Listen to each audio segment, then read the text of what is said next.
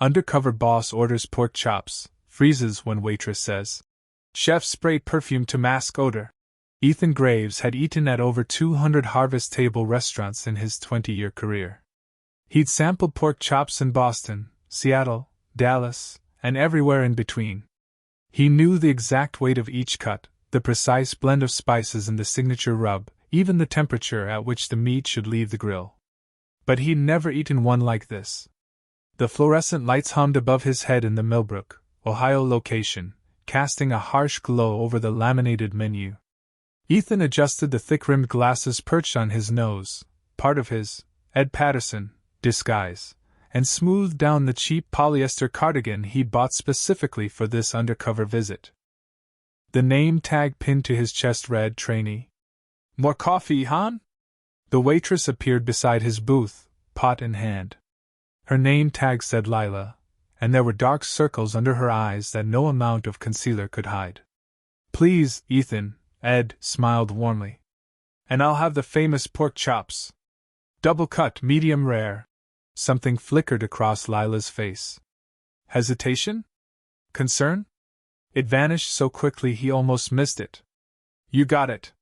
Should be about 15 minutes. She scribbled on her pad, then paused. Just so you know. Chef sprays perfume to hide the smell.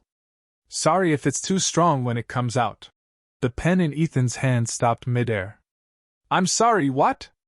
The perfume. You know, air freshener.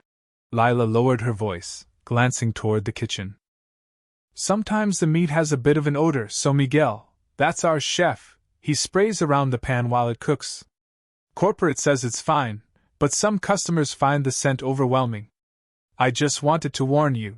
She said it so casually. Like this was normal. Like chefs across America routinely doused cooking meat with Febreze. Ethan's blood ran cold. That happens often? Last few months, yeah. Lila shrugged, already turning away. Supply chain issues, I guess. Everything's been weird since the summer. She walked off before he could respond, leaving him staring at the Formica table, his heart hammering against his ribs. Summer. That's when Carla had implemented the new efficiency protocols, when she'd assured him they were simply optimizing logistics and reducing waste margins. He'd signed off on it during a conference call while reviewing acquisition reports for their expansion into the Northeast. Barely glanced at the details. What the hell have we done? Ethan pulled out his phone, a burner, untraceable, and opened the voice memo app. His finger hovered over the record button. This was supposed to be a simple PR stunt. Spend a week working at a random franchise, reveal himself at the end, give everyone raises, film it for the website. Good publicity. Boost morale. The board had loved the idea. He pressed record and slipped the phone into his cardigan pocket just as Lila returned with his plate. The pork chop looked perfect. Golden brown crust. Glistening with butter. Garnished with fresh rosemary and a lemon wedge. It looked exactly like the professional photos in their marketing materials, the ones that had helped Harvest Table grow from a single location to $100 million chain. But the smell. Underneath the rosemary, beneath the char and the butter, there was something else. Something sweet and artificial, like cheap cologne mixed with citrus cleaning spray. And underneath that, Ethan's stomach turned. Everything okay? Lila hovered nearby, coffee pot still in hand. Yes, fine. Thank you. He picked up his knife and fork, hands steady despite the adrenaline coursing through his veins. 20 years in business had taught him to keep his face neutral in any crisis. He cut into the meat. It resisted the knife more than it should, the texture slightly spongy. When he pulled the piece apart, the interior wasn't the warm pink of medium-rare pork. It was gray. Dull. Lifeless. Ethan brought the fork to his mouth anyway.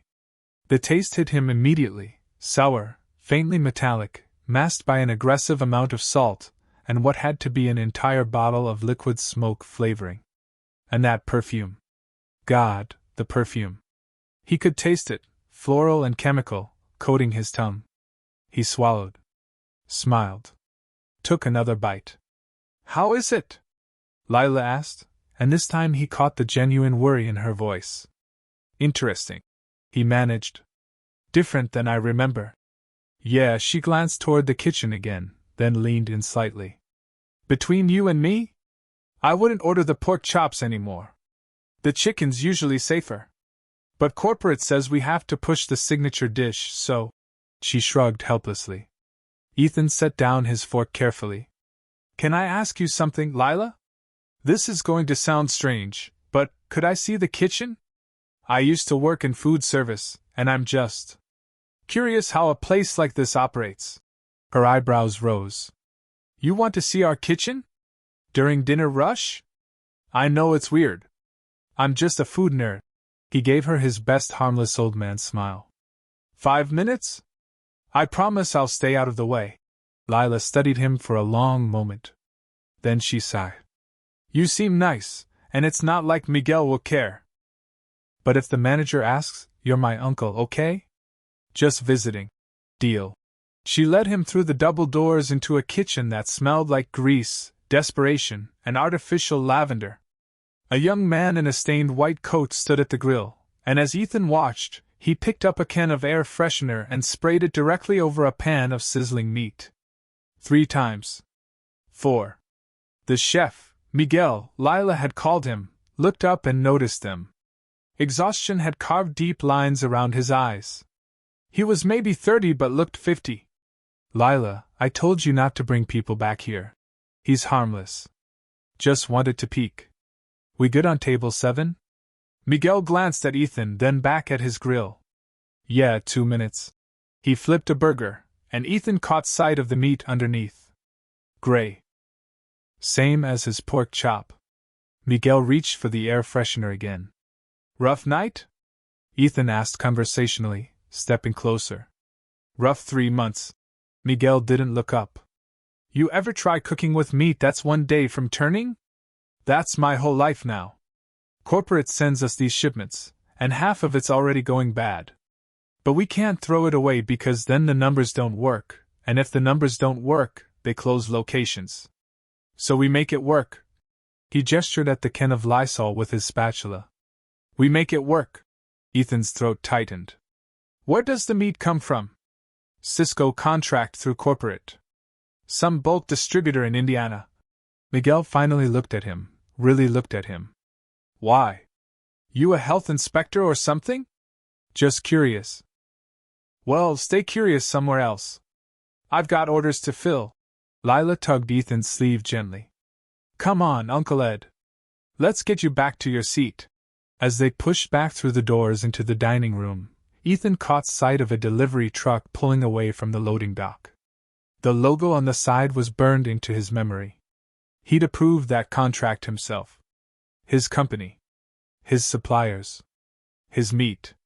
Ethan sat back down at his booth, staring at the half-eaten pork chop on his plate. Around him, families laughed and ate. A couple in the corner celebrated an anniversary. A little boy begged his mother for ice cream. They had no idea what they were eating. Neither had he. His phone was still recording in his pocket, capturing every word, every sound. Evidence. But evidence of what, exactly? His own negligence? His blind trust in people who'd prioritized profit margins over human safety? Lila set the check on his table. You okay? You look pale. I'm fine. The lie tasted worse than the meat. Just tired. I hear you. We're all tired. She smiled sadly. Take care of yourself, okay? And maybe try the diner on 5th Street next time. Better food, better people. Ethan left a $50 tip on a $20 check. Outside, in the parking lot, he stood beside his rental car and stared up at the harvest table sign. His sign. His brand. His legacy. Then he leaned over a trash can and threw up everything he'd eaten. Tomorrow, he'd go back to Chicago and find out exactly what was rotting in his empire. But tonight, in this parking lot in Millbrook, Ohio, Ethan Graves had to face a terrible truth. He had no idea what his own company had become. Ethan didn't go back to Chicago. At 6:47 a.m. the next morning, he was sitting in his rental car across the street from Harvest Table, watching the morning crew arrive. Miguel pulled up in a rust-spotted Honda, smoking a cigarette that he stubbed out before heading to the back entrance. 2 line cooks followed. Then Lila, wearing the same uniform from yesterday, her hair pulled back in a hasty ponytail.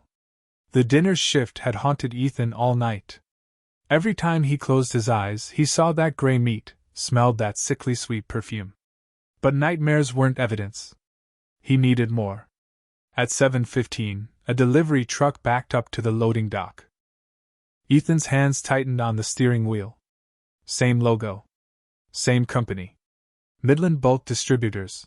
The contractor Carla had switched to last June after their previous supplier raised prices by 8%. She'd presented it as a victory. We're saving $23 million annually across all locations. He never asked what they were sacrificing to save that money. Ethan grabbed the clipboard he'd bought at Walmart. Nothing said, official business, like a man with a clipboard, and crossed the street. The delivery driver was already wheeling boxes into the kitchen on a dolly, moving fast, not making eye contact with anyone.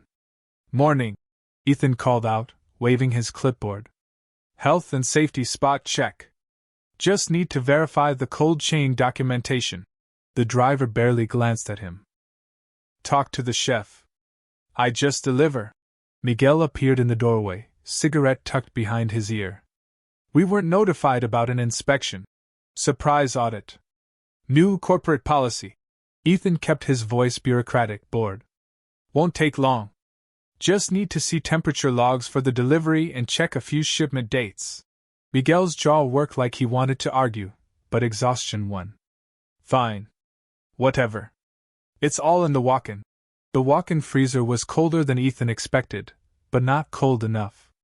The thermometer on the wall read 42 degrees Fahrenheit. It should have been 38 maximum. He pulled out his phone and took a photo, then turned to the stacked boxes of meat. Midland Bulk Distributors. Case after case. Ethan opened the nearest box. The pork chops inside were vacuum sealed, but even through the plastic, he could see the discoloration. Grayish-brown around the edges. The packaging date stamp read September 3rd. 3 weeks ago. The sell-by date read September 10th. 1 week past expiration. We got that shipment yesterday, Miguel said from behind him, making Ethan jump. The chef stood in the doorway, arms crossed. I called corporate to report it. They said use it anyway. Said it was within acceptable variance. Ethan photographed the label, his hands steady despite the rage building in his chest. And you did? Used it? What choice do I have? Miguel's voice cracked. I've got a 6-year-old daughter and another kid on the way. This job pays $17 an hour, barely enough, but it's what I've got. Corporate made it clear, we use what we're sent, or we get replaced by someone who will. There are 3 other line cooks in this town who'd take my job tomorrow. That's illegal. Serving expired. You think I don't know that? Miguel stepped into the freezer, letting the door close behind him. The temperature dropped further, their breath fogging. You think I went to culinary school dreaming of spraying Glade over rotten meat? I wanted to open my own place. Create something real. Instead, I'm here, covering up corporate's cost-cutting with air freshener and prayer. Ethan looked at the younger man, really looked. The tremor in his hands. The shame in his eyes. Why don't you quit? And go where? My wife's medical bills from our daughter's birth wiped us out. We're 2 paychecks from eviction. So I smile, I cook the gray meat, I spray the perfume, and I hate myself a little more every day. Miguel pulled a crumpled photo from his pocket. A little girl with pigtails, grinning gap-toothed at the camera. This is why. She doesn't need a hero. She needs a roof. The freezer door burst open. Lila stood there, eyes wide. Miguel, manager's here early. And there's someone with him from corporate. Ethan's blood froze. Corporate? District supervisor. Unannounced visit. Lila looked at Ethan, recognition dawning in her eyes. Wait. You're not really a health inspector, are you? Before he could answer, voices echoed from the kitchen. Told you to keep better control of your staff. if word gets out about product complaints. Ethan recognized that voice. Greg Hutchins, Regional Operations Manager. They'd had drinks at the company Christmas party. I'm handling it, the franchise manager replied. The waitress who's been complaining? I cut her hours. She'll quit on her own soon enough. Lila's face went white. Miguel grabbed Ethan's arm. You need to leave. Now. If corporate sees you, I'm not leaving. Then you're an idiot. But Miguel didn't let go. Instead, he pulled Ethan toward the back exit, Lila close behind. There's a diner 3 blocks north. Good people. You want answers? The owner, Ruth, she used to supply our produce until corporate undercut her. She knows things. They burst out into the alley. Morning sun hit Ethan's face like an accusation. Why are you helping me? He asked. Miguel met his eyes. Because someone should. And because I'm tired of being afraid. He pressed something into Ethan's hand, a USB drive. Security footage. 3 months' worth. Every rotten delivery, every complaint we were told to ignore, everything. I've been documenting it all. Miguel. Go. Before they see you. Ethan ran. 3 blocks away, sitting in his car with shaking hands, he stared at the USB drive. Evidence. Real evidence. Not just of corporate negligence, but of systemic corruption. His corruption. His phone buzzed. A text from Carla. Board meeting moved to tomorrow. Need your sign-off on Q4 projections. Ethan looked at the harvest table in his rearview mirror. At the logo he designed himself 15 years ago, full of hope and ambition. Then he started the car and drove toward answers he wasn't sure he wanted to find. The corporate headquarters of Harvest Table rose 43 stories above downtown Chicago, all glass and steel and carefully cultivated success. Ethan had always loved this building. He picked the architect himself, insisted on the limestone facade, personally selected the art in the lobby. Now it felt like a mausoleum. He rode the elevator to the executive floor at 6 a.m., before most staff arrived. His keycard still worked, of course it did. Ed Patterson didn't exist in any system. Ethan Graves, CEO, had simply taken a personal week off. A mental health break, his assistant had told everyone. So modern. So progressive. So convenient. In his office, Ethan locked the door and inserted Miguel's USB drive into his laptop. The screen filled with folders. September. August. July. Each one containing hundreds of video files from the restaurant's security cameras. He clicked on the most recent one, yesterday's delivery. The footage was grainy but clear enough. The Midland bulk distributor's truck backing up. The driver unloading boxes without checking them. Miguel opening one, recoiling, then making a phone call, presumably to corporate. 14 minutes later, Miguel returning to the kitchen, shoulders slumped. Defeated. Ethan fast-forwarded through 3 months of similar deliveries. Gray meat. Expired products. Vegetables wilted and spotted. And every time, the same pattern, discovery, phone call, resignation. They knew. Corporate knew. His private line rang. Carla Denton. You're back early, she said, too cheerful. Feeling refreshed? We need to talk. My office. Now. Ethan, I'm in the middle of. Now, Carla. She arrived 12 minutes later, Hermes scarf perfectly arranged, carrying an iPad and her signature vanilla latte. Carla had been with the company for 8 years, rising from regional manager to VP of operations through ruthless efficiency and an uncanny ability to cut costs without seeming cruel. Ethan didn't waste time. Tell me about Midland bulk distributors. Something flickered behind her eyes. Our protein supplier? What about them? When did we start accepting expired products? We don't accept expired. Don't. Ethan's voice was ice. I've seen the footage, Carla. 3 months of rotten meat, past date produce, everything. Our franchises are serving food that should be in dumpsters. Carla set down her latte with deliberate care. You're being dramatic. We adjusted quality parameters to reduce waste. It's within FDA guidelines if handled correctly. Handled correctly? They're spraying air freshener on spoiled pork chops. That's a franchise management issue, not a supply problem. If individual locations can't maintain proper food handling protocols, the meat arrives already spoiled. Ethan slammed his hand on the desk. We're poisoning people to save money. Carla's expression hardened. We're saving the company. Do you remember last year? When you stood in front of the board and promised aggressive expansion? When you committed to opening 30 new locations by year's end? That requires capital, Ethan. It requires efficiency. It requires ethics. It requires choices. Carla pulled out her iPad, tapped through several screens, then turned it toward him. This is the memo you approved on June 14th. Supply Chain Optimization Protocol. Your signature. Your authorization. Ethan stared at the document. His signature was indeed at the bottom, digital but legally binding. But the text?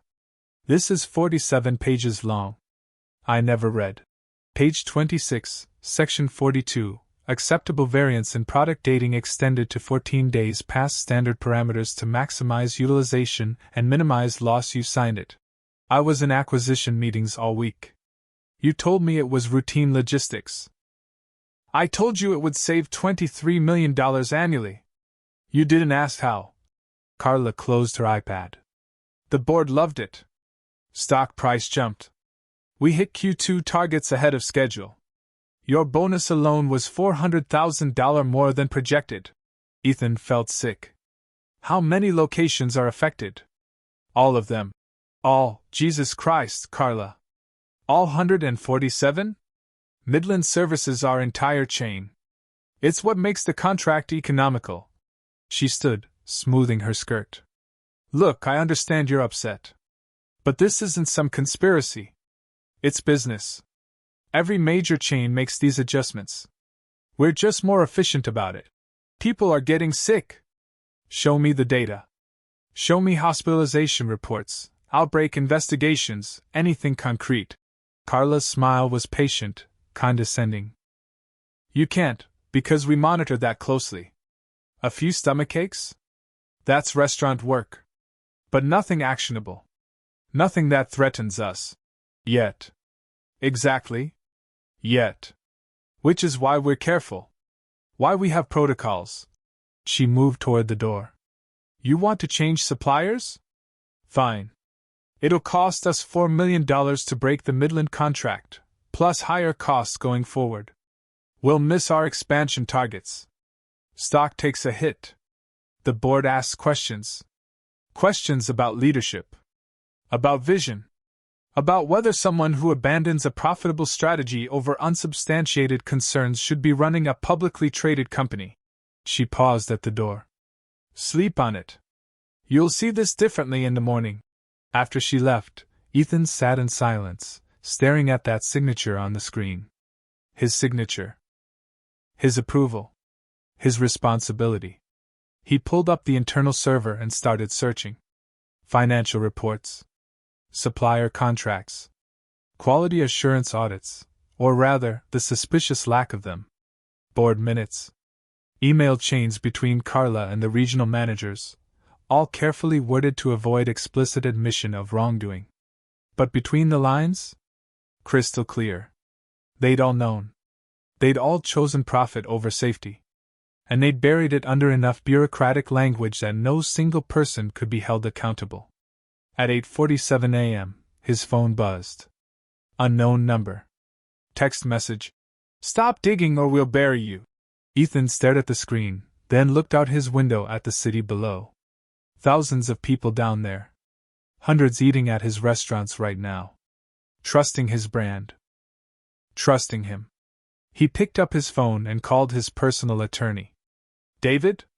I need you to pull every contract, every memo, every email related to our supply chain for the past year.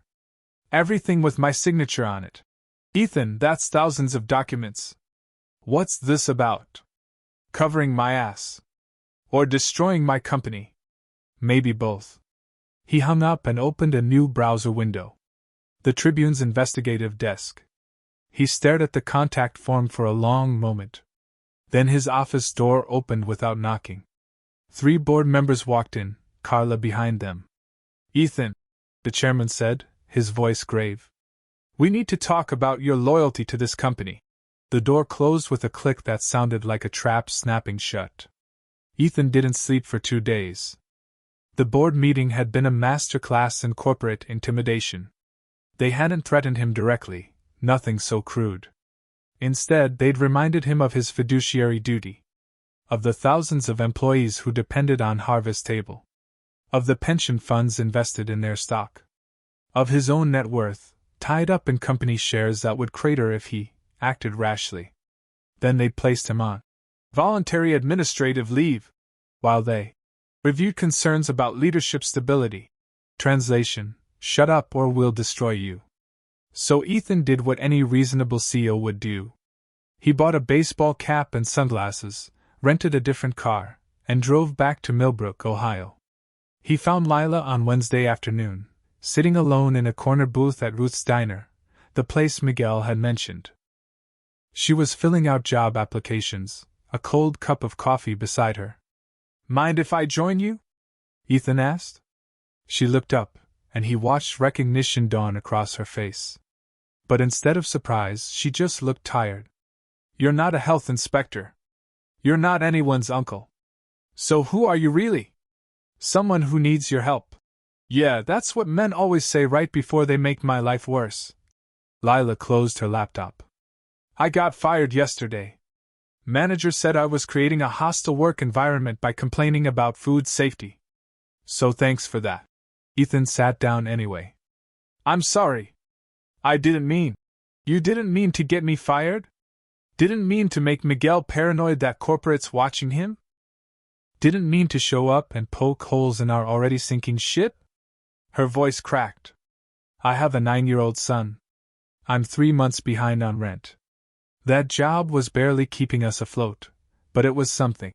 What if I told you I could fix this?" Lila laughed, bitter and sharp. "Nobody fixes anything.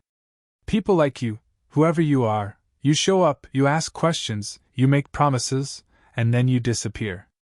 And people like me are left holding the consequences. I'm the CEO." The words fell between them like stones. Lila stared at him. "You're what?" "Ethan Graves. CEO of Harvest Table.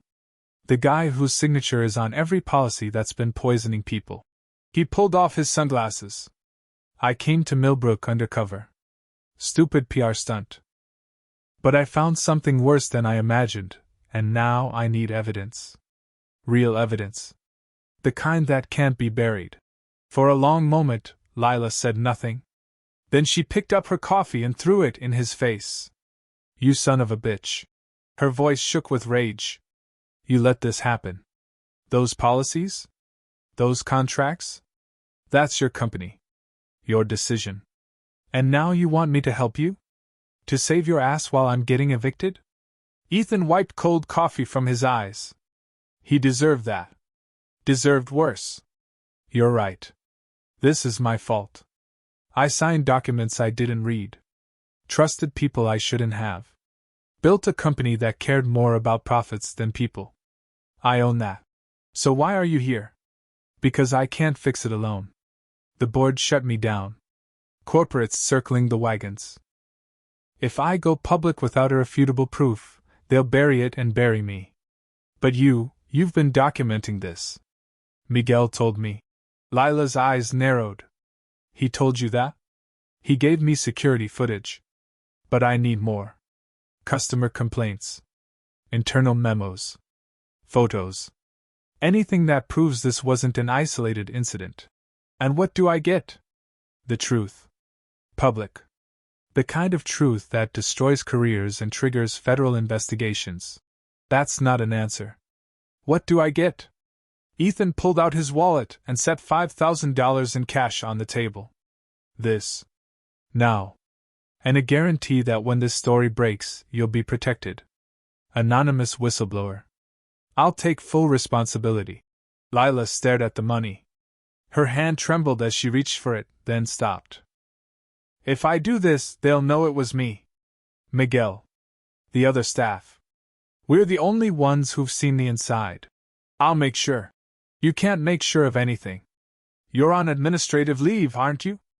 I googled you after you left the restaurant. CEO takes personal time to focus on wellness. She pushed the money back across the table. You're already losing, Mr. Graves. And you want me to go down with you? I want you to help me make this right. Making it right doesn't pay my rent.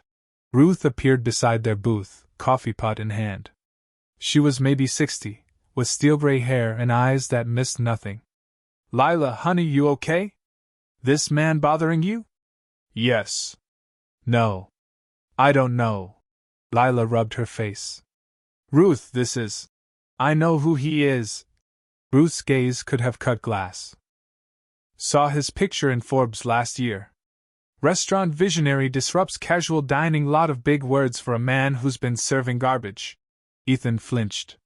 You're right. I'm always right. It's why my diner's still standing after 30 years while chains like yours open and close like revolving doors. Ruth poured coffee into Lila's cup without being asked. You want to help? Really help? Yes. Then stop trying to be the hero. You're not. You're the villain trying to find redemption, and that's harder. Costs more. Hurts more. She turned to Lila. Show him. Lila hesitated, then pulled out her phone. She opened a folder labeled Evidence and turned the screen toward Ethan. Hundreds of photos. Time-stamped. Dated. Gray meat. Moldy bread. Vegetables swimming in their own decay. Screenshots of text messages from management. Use it anyway. Customer won't know. Mix it with the fresh stuff. And complaints. Dozens of customer complaints forwarded to corporate, each one marked. Resolved, no action needed. I've been documenting for 4 months, Lila said quietly. Ever since my son got food poisoning from the kids' menu chicken. He was in the ER for 6 hours. When I reported it to corporate, they offered me a $50 gift card and told me to sign an NDA. I never saw these complaints.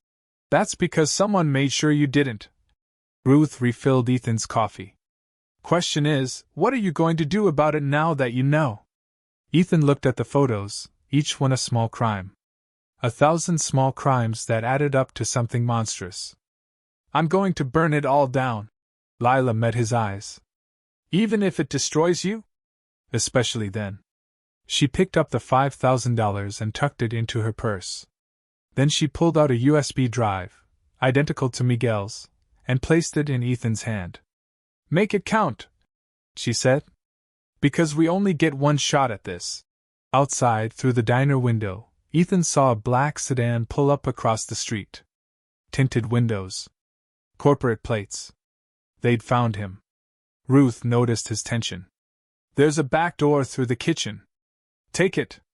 Now. Ethan stood, but Lila grabbed his wrist. One more thing. You're not the only one they're watching. Miguel called me this morning. Someone broke into his apartment. Took his laptop. Left everything else. They're erasing evidence. They're erasing us. Lila's grip tightened. So you better move fast, Mr. Graves. Because we're all running out of time. Ethan didn't return to Chicago. He went to his lawyer's office in Indianapolis instead, neutral territory, far from corporate eyes.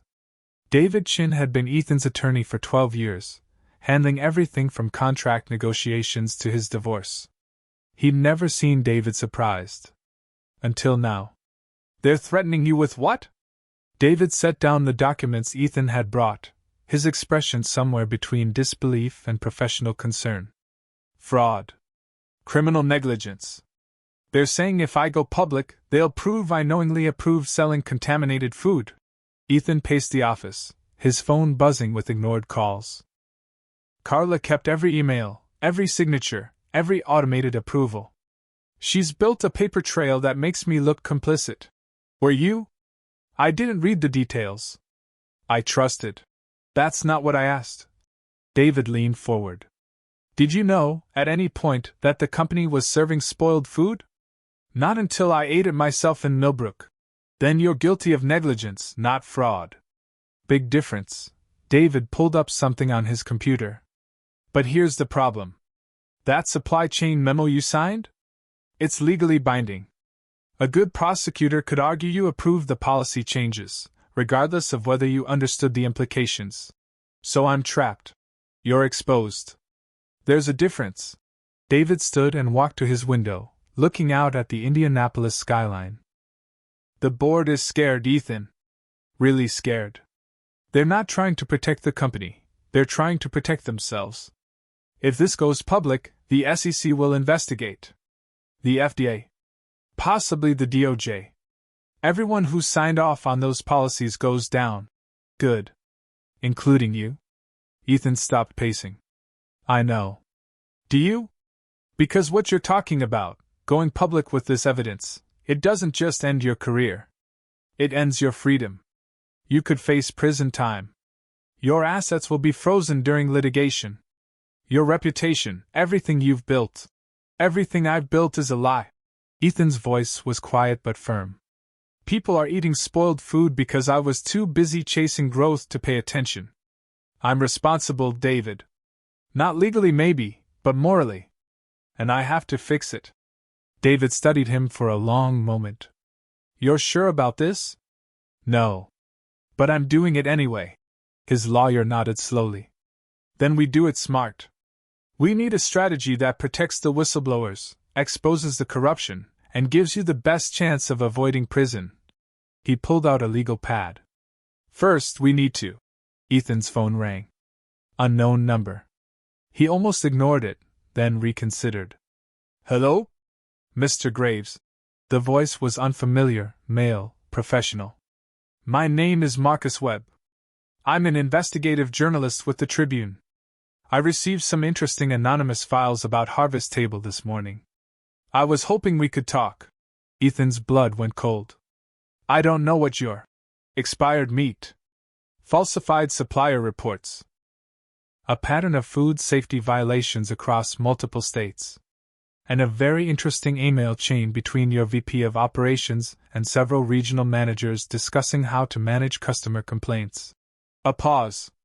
Someone wants this story told, Mr. Graves. I'm giving you the courtesy of a comment before we run it. When? Friday. Front page. Unless you'd like to provide context. That was 3 days away. Ethan looked at David, who was already pulling up the Tribune's website. I need to think about this. You have 24 hours. After that, the story runs with or without your input. Marcus's voice softened slightly. For what it's worth, my source says you're trying to fix this. That's worth something. But not if you stay silent.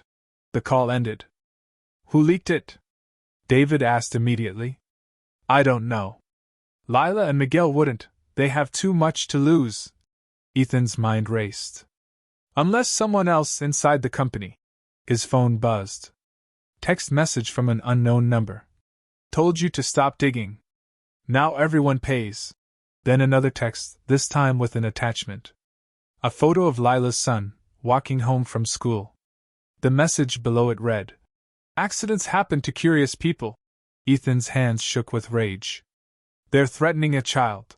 David grabbed the phone, took screenshots. That's criminal intimidation. We can take this to the police. And tell them what? That anonymous people are sending vague threats? You know how that ends. Ethan stood, decision crystallizing. I'm going to Chicago. Tonight. I'm calling an emergency board meeting. Ethan, that's exactly what they want. They'll have security, lawyers, everything ready to. I don't care. Ethan picked up his bag. They leaked the story to force my hand. They're threatening innocent people. This ends now, David. On my terms. This is a mistake. Probably. But it's mine to make. The executive boardroom at Harvest Table headquarters felt different at 10 p.m.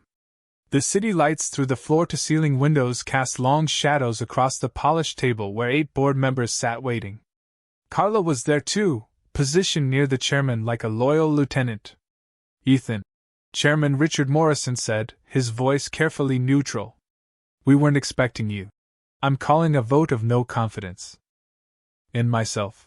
Ethan dropped 2 USB drives on the table. This is evidence of systematic food safety violations across our entire chain. Evidence that I failed to prevent, even though I should have. I'm resigning, effective immediately, and recommending a full independent audit. Silence. Then Carla laughed. Actually laughed. You're bluffing. You leak this, you destroy yourself. I know. Your stock options become worthless. Your legacy becomes a cautionary tale. You might go to prison. I know. Morrison cleared his throat. Ethan, let's discuss this rationally. We can implement reforms. Quietly change suppliers. Increase quality controls. No one needs to know. Everyone needs to know. Ethan met each board member's eyes in turn. Tomorrow morning, the Tribune runs an expose on our supply chain. It's already written. Already fact-checked. I can either be the CEO who covered it up, or the CEO who came clean. I choose the latter. You're insane. Another board member hissed. Maybe. But I'm not a coward. Ethan pushed the USB drives forward. These contain everything. Security footage, customer complaints, supplier contracts, internal emails. You can either work with me to make this right, or I go to the press alone and tell them the board refused to act. Carla's smile had vanished. You're committing corporate suicide. No. I'm performing surgery. Cutting out the rot before it kills the whole company. Ethan turned to Morrison. Call the vote. There's no coming back from this. Morrison warned. I don't want to come back. The vote was 8-1 in favor of his resignation. As Ethan walked toward the elevator, Carla followed him into the hallway. You self-righteous fool. You think you're saving people? You're destroying thousands of jobs. Bankrupting investors. Ruining lives. I already ruined lives. Now I'm trying to stop ruining more. They'll crucify you. Good, Ethan pressed the elevator button. I deserve it. The doors opened. He stepped inside. Ethan, Carla called out. That text message. The photo of the kid. That wasn't us. The doors started to close. Then who was it? Carla's face was the last thing he saw before the elevator descended. She looked genuinely afraid. Someone who has more to lose than any of us. The Tribune hit the streets at 5:47 a.m. Ethan sat in a 24-hour diner across from the newspaper's headquarters, watching delivery trucks distribute the papers that would end his career. The headline was visible even from across the street. Harvest Table, a recipe for disaster. Below it, a photo of gray meat on a restaurant plate. His phone started ringing at 5:51. He turned it off. By 6:15, news vans were gathering outside Harvest Table's headquarters. By 6:30, the story had gone viral. #Harvest Table Scandal was trending on Twitter. Food safety advocates were calling for federal investigations. Customers were posting their own horror stories. Illness, suspicious meat, complaints ignored. The dam had broken. Marcus Webb, the Tribune journalist, had kept his word. The story was thorough, damning, and carefully sourced. Anonymous whistleblowers. Security footage timestamps. Supplier records. And a single line that made Ethan's chest tight. CEO Ethan Graves declined to comment for this story but resigned from the company late Wednesday evening. He'd tried to get ahead of it. He'd failed. At 7 a.m., his attorney called from a different number. Ethan answered. It's worse than we thought, David said without preamble. The Tribune piece triggered something. The FDA is opening an investigation. The SEC is asking questions about stock sales. Carla and 3 other executives sold shares 2 weeks ago, right before you started digging. That looks like insider trading. Good. Not good, Ethan. They're looking at everyone who sold stock recently. Including you. I didn't sell anything. I know. But they don't know that yet. And in the court of public opinion, you're already guilty. David paused. There's something else. 2 franchisees filed for bankruptcy this morning. They're claiming corporate fraud, saying they were forced to use contaminated supplies. 7 more are threatening to close by end of week. Ethan closed his eyes. How many employees? Roughly 2,000 people about to lose their jobs. The weight of it pressed down on his chest. 2,000 lives. 2,000 families. This is my fault. This is Carla's fault. The board's fault. The supplier's fault. You're trying to fix it. By burning it all down.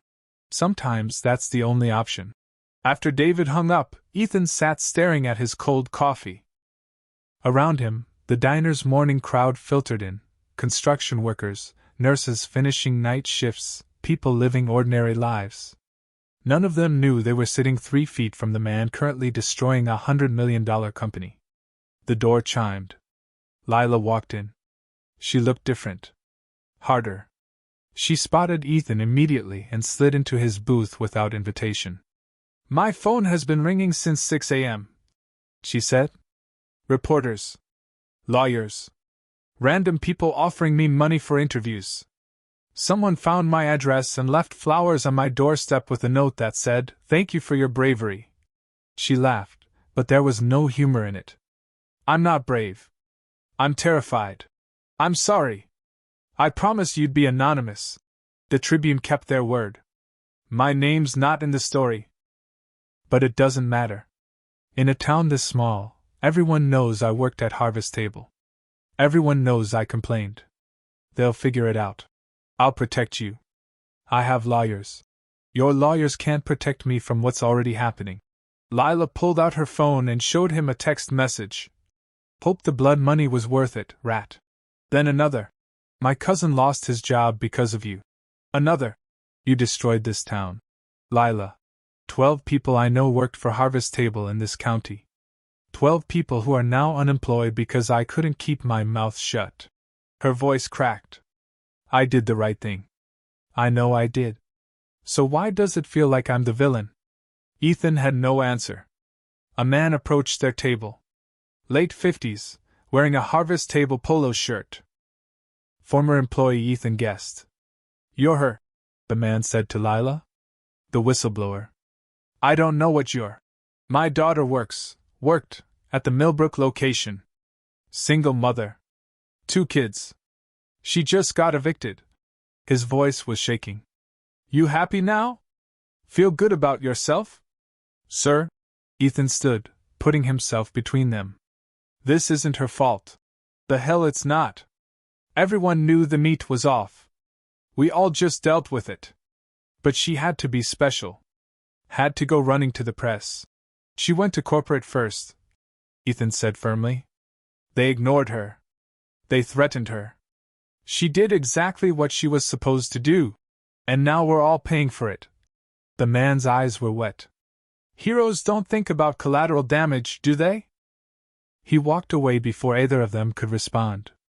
Lila stared at the table. He's right. He's scared and looking for someone to blame. No. He's right. I knew this would hurt people. I told myself it was necessary, but I knew. She looked up at Ethan. How do you live with that? With knowing you did the right thing and still destroyed lives? I don't know yet. I'm still figuring it out. His phone, the burner he'd bought yesterday, buzzed. Text from Miguel. Need to meet. Now. Ruth's Diner.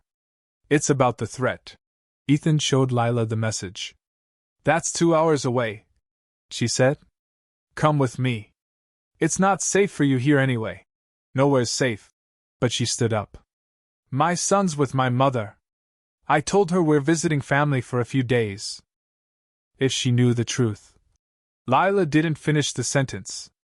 They took Ethan's rental car, driving in silence through the early morning. The radio was full of Harvest Table news. Stock prices plummeting. Class action lawsuits forming. Politicians calling for hearings. Ethan's phone rang. His daughter. He stared at her name on the screen. Answer it, Lila said quietly. He did. Dad? Emma's voice was thick with tears. She was 23, living in Portland, working in graphic design. They hadn't spoken in 4 months. Dad, what's happening? I'm seeing your name everywhere. People are saying terrible things. Most of them are true, sweetheart. Did you know people were getting sick? No. But I should have. I should have paid attention. I should have. His voice broke. I'm sorry, Em. I'm so sorry. Are you okay? Are you safe? Such a simple question. Such an impossible answer. I'm trying to fix it, he said instead. Dad, they're saying you might go to prison. Maybe. Probably. Don't say that. Don't. She was crying now. I'm scared. Me too, baby. Me too. After they hung up, Ethan drove in silence, knuckles white on the steering wheel. You have a daughter, Lila said. I had a family. A wife. Normal life. I chose the company instead. Chose board meetings over ballet recitals. Chose profit margins over birthdays. He laughed bitterly. Turns out I chose wrong. You're choosing right now. Too late. Maybe. But you're still choosing. They reached Ruth's diner at 9:30. Miguel was already there, sitting in the back booth. He wasn't alone. A woman in a tailored suit sat across from him, a briefcase on the table. She looked up as Ethan and Lila entered, and her expression was all business. Mr. Graves, she said. My name is Diana Foster. I'm an attorney representing Midland Bulk Distributors. She smiled, but it didn't reach her eyes. We need to talk about your little crusade. And how it ends. Miguel looked like he hadn't slept in days. I'm sorry, he said immediately. She showed up at my apartment. Said if I didn't set up this meeting. It's fine. Ethan slid into the booth beside him, Lila hesitating before sitting down. What does Midland want? Diana Foster adjusted her glasses, the picture of corporate composure. We want to clarify some misunderstandings before this situation becomes more problematic for everyone involved. Misunderstandings? Lila's voice was sharp. You've been selling rotten meat for months. We've been fulfilling a contract within the parameters agreed upon by Harvest Table Corporate.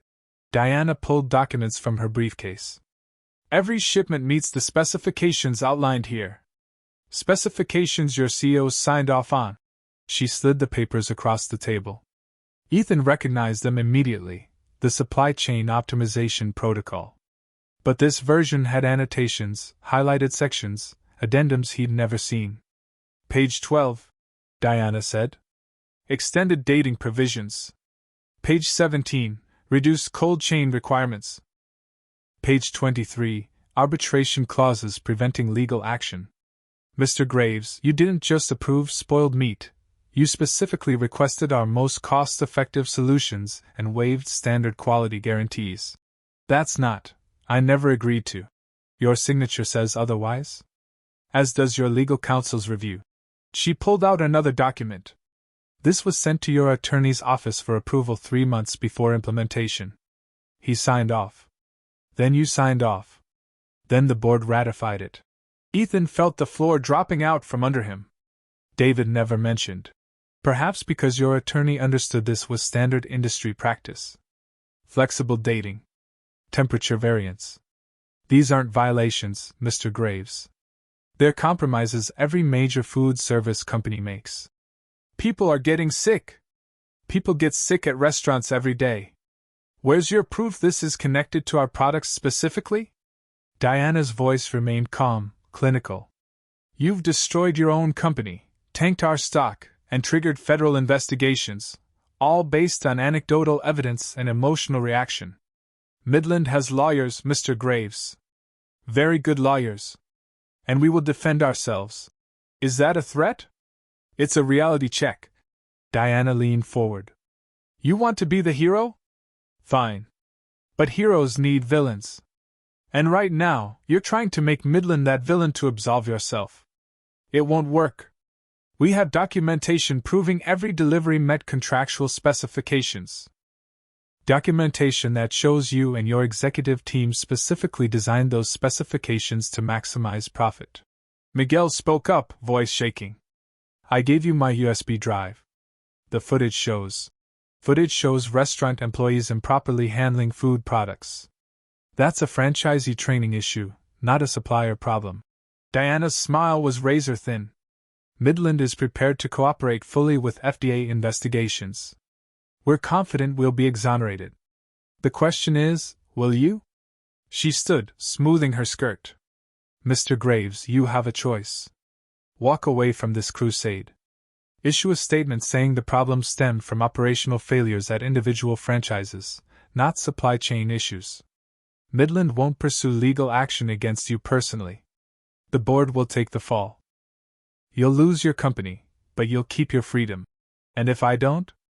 Then we'll prove in court that you knowingly approved every single policy that led to this situation. We'll demonstrate that you're not a whistleblower, you're a negligent CEO trying to deflect blame. Your attorney will be disbarred for malpractice. The whistleblowers who trusted you. She glanced at Lila and Miguel. Will be exposed in depositions. And you'll spend the next decade fighting criminal charges. Diana placed a business card on the table. You have until Monday morning. After that, our attorneys go scorched earth. She left. The four of them sat in silence. Ruth appeared with coffee, took one look at their faces, and quietly disappeared. She's bluffing, Lila said, but her voice was uncertain. She's not. Ethan stared at the documents Diana had left behind. His signature on every page. Jesus. David approved this. My own attorney. Maybe he didn't understand. Or maybe everyone was complicit, and I was just too blind to see it. Ethan's phone buzzed. Another news alert. Harvest Table stock down 67%. 12 more franchise locations announcing closures. A senator calling for congressional hearings. His phone rang. Unknown number. He answered, expecting another threat. Mr. Graves? A woman's voice, young, nervous. This is Sarah Chen from the FDA.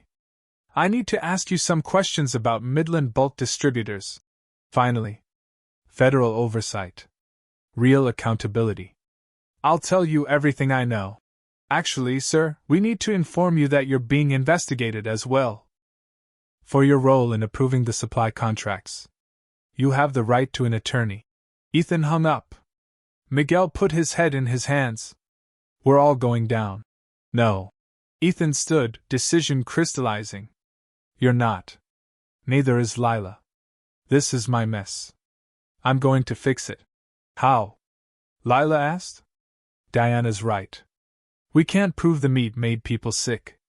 We have circumstantial evidence and angry testimonials. That's not enough. Then I'll give them something else. Me. Ethan pulled out his phone. I'm calling a press conference. Tonight. I'm going to tell the truth. All of it.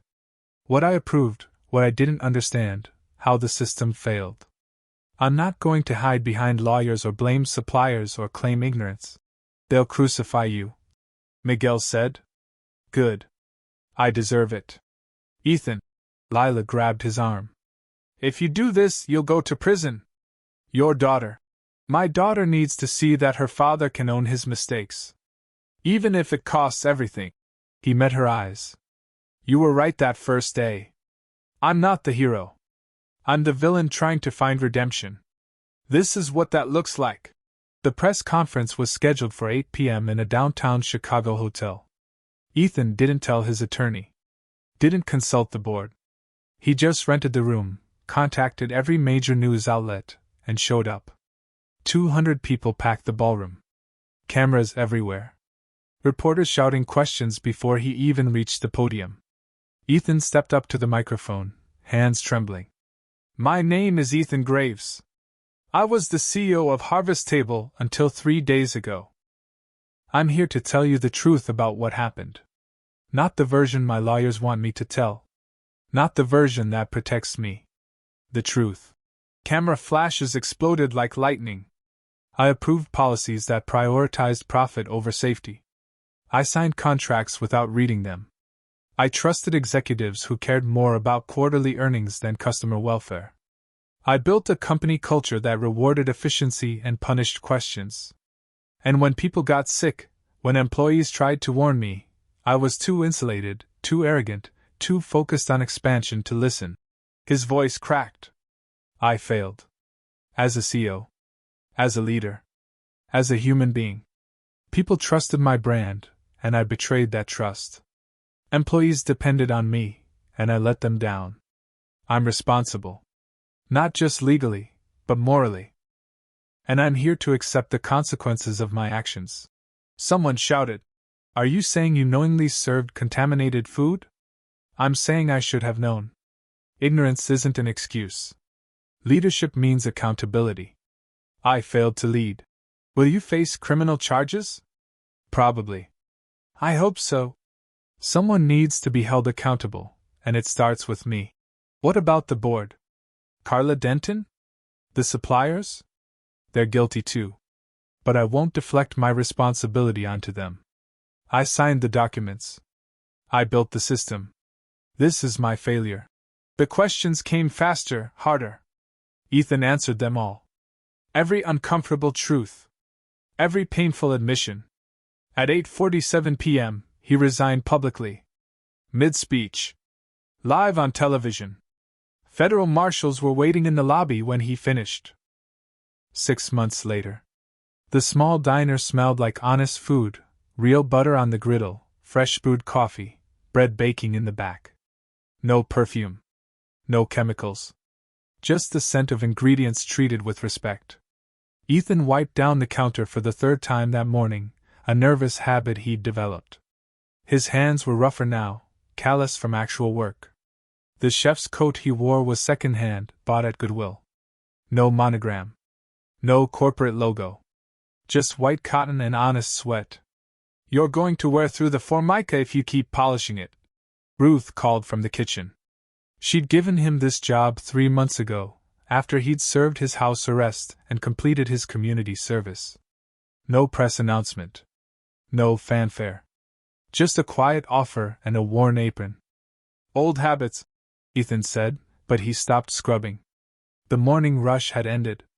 Just 2 customers remained, an elderly couple sharing pancakes in the corner booth. Ethan poured their coffee, received warm smiles in return, and felt something he hadn't felt in years, useful. The door chimed. Lila walked in, her 9-year-old son trailing behind her. The boy, Marcus, wore a Millbrook Elementary hoodie and carried a soccer ball under his arm. Morning, Lila said, sliding onto a bar stool. 2 chocolate chip pancakes and a scrambled egg plate. Coming right up. Ethan called the order back to Miguel, who was manning the grill. The younger man had joined them a month ago, after the Harvest Table location finally closed for good. He'd been hesitant at first, ashamed. But Ruth had told him what she told Ethan. Everyone deserves a second chance. Even people who make mistakes. Marcus climbed onto the stool beside his mother. Mr. Graves, Coach says we need fundraising ideas for new uniforms. Mom says you used to run a big company. Do you have any ideas? Ethan smiled. Kids were wonderfully oblivious to scandal. To Marcus, he was just a guy who made good pancakes. How about a bake sale? Ruth makes incredible pies. I bet we could sell a bunch. That's boring. Jackson's dad suggested a car wash. Even better. I'll help organize it if you want. Really? Marcus's face lit up. Really? After the boy ran off to look at the jukebox, Lila studied Ethan carefully. You look different. Better. I sleep now. That's new. He poured her coffee. How's the paralegal program going? Hard. But good. I start interning at a nonprofit law firm next month. They help food service workers fight exploitation. She paused. Because of what happened, actually. The case got their attention. I'm glad something good came from it. The trial had been brutal. Ethan had pled guilty to criminal negligence and regulatory violations. No prison time, thanks to his cooperation and public confession, but 18 months of house arrest, a massive fine, and a permanent ban from serving as an executive in any publicly traded company. Carla Denton and 3 board members had received prison sentences. Midland Bulk Distributors paid $47 million in fines and lost their FDA certification. David Chin, his attorney, was disbarred for negligence. Harvest Table declared bankruptcy. All 147 locations closed. 3,000 people lost their jobs. The cost of truth had been catastrophic. But something else had happened too. Congress passed new food safety legislation, the Harvest Table Act, they called it, which tightened supplier regulations and increased protection for whistleblowers. The FDA overhauled its inspection protocols. A dozen other restaurant chains quietly improved their supply chain oversight, terrified of becoming the next scandal. And in Millbrook, Ohio, people were slowly rebuilding. Miguel emerged from the kitchen with Lila's order. 1 chocolate chip special, 1 scrambled plate. He set the dishes down with the careful pride of someone who'd remembered what it meant to cook real food. Smells amazing, Lila said. That's because it's not hiding anything. Miguel grinned, but there was sadness in his eyes. He'd lost friends in the closures. People who'd blamed him for cooperating with the investigation. Some wounds took longer to heal. A woman entered, late 30s, professional attire, carrying a briefcase. She approached the counter with purpose. Ethan Graves? Ethan's stomach tightened. Reporters still found him sometimes. Lawyers. Angry former employees. Yes? I'm Jennifer Park. I run a restaurant consulting firm focused on ethical supply chains. I've been following your story. She handed him a business card. I'm looking for someone who understands what can go wrong. Someone who's learned from catastrophic failure. Someone who can teach other companies how to avoid your mistakes. I'm not qualified. You're the only person qualified. You lived it. You paid for it. And you're still here, doing the work. She gestured around the diner. That means something. Ethan looked at the card. Honest Food Consulting. I'm not looking to go back into corporate work. I'm not offering corporate work. I'm offering a chance to use your experience to help small businesses build better systems. Fair wages. Safe food. Transparent practices. Jennifer met his eyes. You can't undo what happened. But you can help make sure it doesn't happen again. He thought about it. About Emma, who'd started talking to him again last month. About the 3,000 people who'd lost jobs because of his failures. About Lila and Miguel, who'd risked everything to tell the truth. Can I think about it? Take your time. Jennifer ordered coffee, then paused. For what it's worth, Mr. Graves, what you did, the confession, accepting responsibility, it meant something to people. My sister worked at Harvest Table. Lost her job. She was furious at first. But she said at least you didn't lie. At least you owned it. That's rare. After she left, Ruth emerged from the kitchen, wiping flour from her hands. You going to take it? She asked. I don't know. I'm not sure I deserve. Deserving is a luxury. Useful is what matters. Ruth refilled his coffee. You made mistakes. You paid for them. Now you can keep hiding in my kitchen, or you can go do something with what you learned. A customer at the window booth called out. Excuse me? These pork chops are incredible. What's the secret? Ethan walked over, smiling faintly. No secret. Just good meat treated right. Rosemary, garlic, a little patience. Best I've had in years. Thank you. As Ethan returned to the counter, he caught his reflection in the diner's window. The man staring back was older, humbler, marked by consequences. But also present. Also real. His phone buzzed. Emma. Text message. Dad, I'm proud of you. 3 simple words that meant everything. Outside, the afternoon sun broke through clouds, casting warm light across the diner's worn floors. Miguel hummed while cooking. Lila helped Marcus with homework in a booth. Ruth tallied receipts by hand, the old-fashioned way. It wasn't an empire. It wasn't success by any traditional measure. But it was honest. It was real. And standing in that small diner, wearing a second-hand chef's coat and smelling of rosemary and redemption, Ethan Graves finally understood what he'd been chasing all along. Not greatness. Not growth. Not glory. Just the simple dignity of work done right. The door chimed again, new customers, hungry people, another chance to serve something good. Ethan grabbed his notepad. Welcome to Ruth's, he said, and meant it. What can I get for you today? The end.